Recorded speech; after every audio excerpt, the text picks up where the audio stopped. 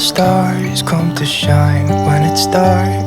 From so far away, show us where we are. What makes the sun go to sleep every night, and what's it dreaming of? I wonder.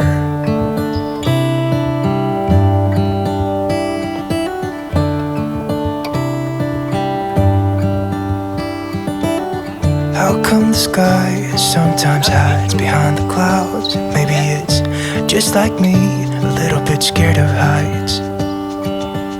Why does the rain always keep on pouring down when it's gray outside? It really makes me wonder. Yeah, it makes me wonder. It really makes me wonder.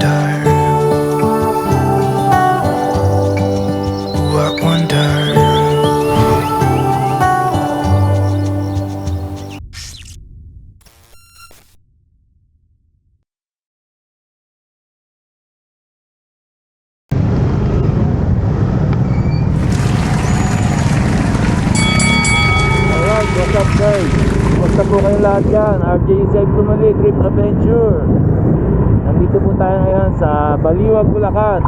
At ito po yung ating starting point ng ating bagong nature trip. At yan po, basta po kayong lahat dyan. Isang mapagpalang umaga sa ating lahat. At yun ang pupuntahan po natin ngayon ay Arayat, Pampanga. Dito sa may Gintong Pakpak Eco Park.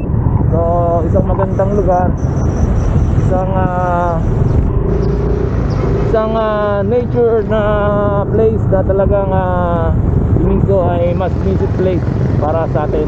Okay. So yan, Baliwag, Bulacan po ang kasama ko. Nasa likuran si Sir Joshua. Yan.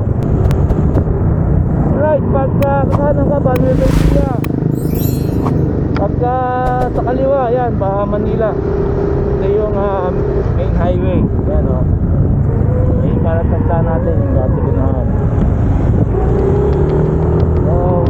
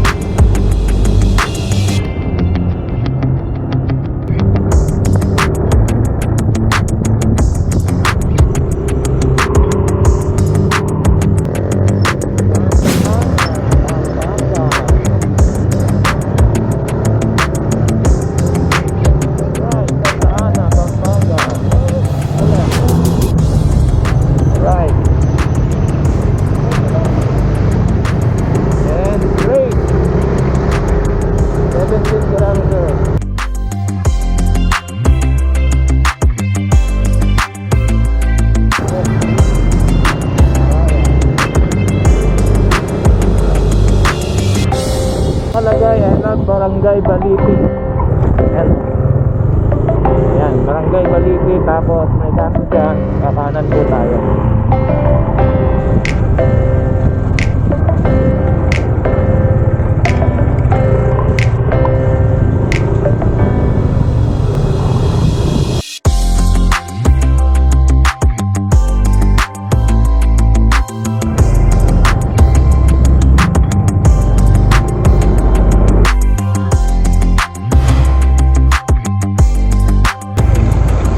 Pakpak sa kanan, pero may kainan dun.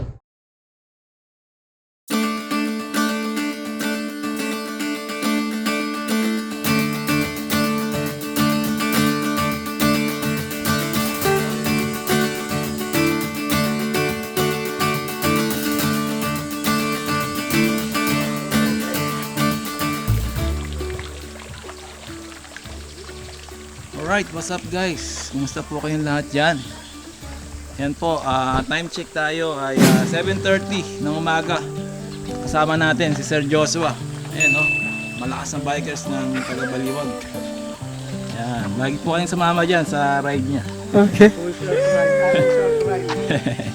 At ayun, nandito po tayo ngayon sa Gintong Pakpak dito sa may Barangay Baliti, Arayat, Pampanga. So may entrance fee po siya na 150 for adult. At ayan, nandiyan po sa details yung dapat pong mga entrance fee.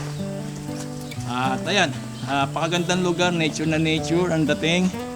Ito ay isang recreational park kung saan ay napakarami yung pwedeng gawin. At syempre, damang-daman nyo yung kagandahan ng kalikasan.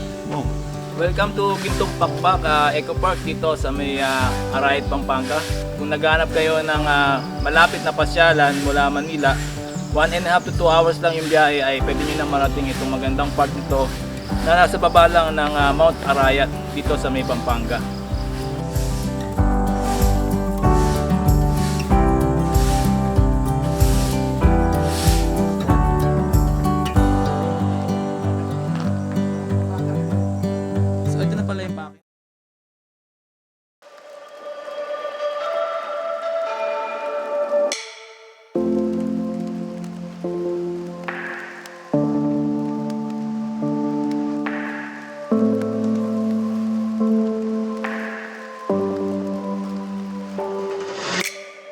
Okay, aside sa mga recreational activities na pwede yung magawa dito sa Gintong Pakpak, ang park na ito ay nag-o-offer din ng overnight stay from Kubo Glamping, Deluxe Cabin, Standard Villa, and Private Villa, which is ang rate naman nila ay nag-range from 1,800 to 11,500 depende kung weekdays or weekends ka mag-i-stay dito.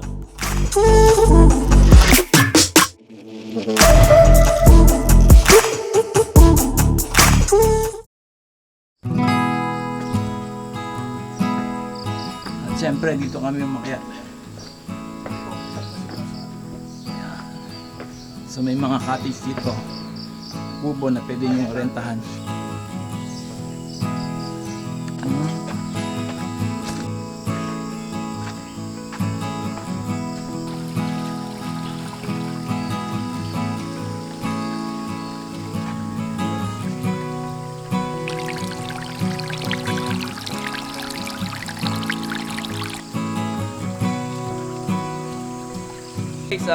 Para makakayat dito sa may cafe o sa may view deck ng Gintong Pakpak ay dalawa yung daan dito. Isang medyo easy trail at itong medyo mahirap na trail kasi matarik siya, pero ang kagandahan naman dito ay mapuno at saka yung talaga mapipil mo yung kalikasan. So dito kami dadaan ni Sir Joshua, which is 208 steps daw to bago ka marating dito sa may view deck ng Gintong Pakpak. So tara, let's go!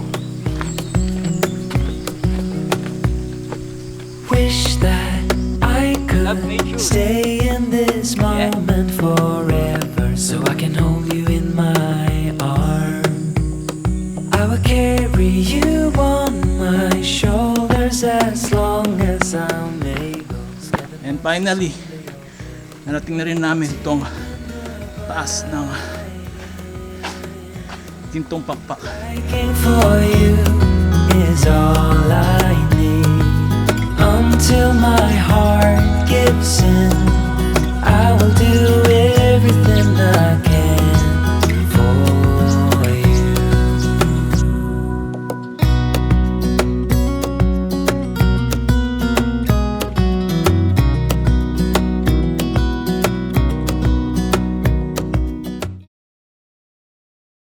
Right, so yun, kakatapos lang namin dito sa may view deck, sa may cafe, doon kami galing, yun na yung restaurant.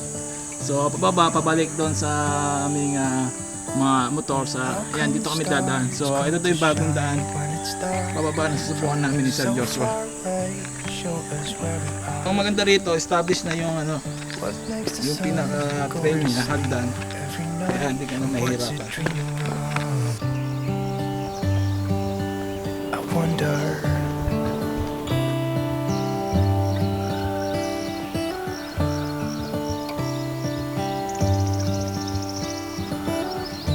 come the sky sometimes hides behind the clouds? Maybe it's just like me, a little bit scared of heights.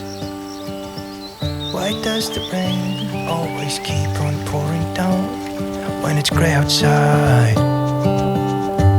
It really makes me wonder. Yeah, it makes me wonder. It really makes me wonder. Ooh, I wonder.